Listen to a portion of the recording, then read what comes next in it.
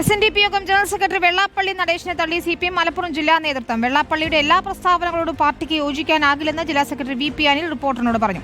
മറ്റെല്ലാവരെയും പോലെ ഒരു സമുദായ നേതാവെന്ന നിലയിലാണ് വെള്ളാപ്പള്ളി അംഗീകരിക്കുന്നത്.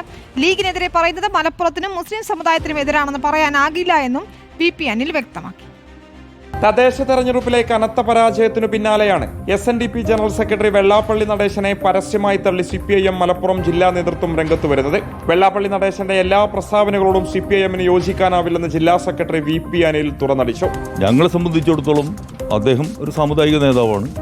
മറ്റുള്ളവരെല്ലാവരും പോയി തന്നെ അയാളുടെ എല്ലാ പ്രസ്താവനകളോടും അതുപോലെ തന്നെ അയാളുടെ എല്ലാ നിലപാടുകളോടും ഞങ്ങൾക്ക് യോജിക്കാൻ വേണ്ടി കഴിയില്ല. മലപ്പുറം ജില്ലയെക്കുറിച്ചും മുസ്ലിം വിഭാഗത്തെക്കുറിച്ചും വെള്ളാപ്പള്ളി പറഞ്ഞതിനോട് പാർട്ടി നേതൃത്വം വിയോജിപ്പ് വ്യക്തമാക്കിയതാണ്. ലീഗിനെതിരെ പറയുന്നത് മലപ്പുറത്തിനും മുസ്ലിം സമുദായത്തിനും എതിരാണെന്ന് പറയാനാവില്ലെന്നും VP അനിൽ പറഞ്ഞു. ലീഗിനെതിരായിട്ട് പറയുന്ന കാര്യത്തിൽ അത് മലപ്പുറം ജില്ലയ്ക്കെതിരായിട്ടും മുസ്ലിങ്ങൾക്കെതിരായിട്ടുമാണ് എന്നുള്ളത് തെറ്റിദ്ധരിക്കേണ്ട കാര്യമില്ല.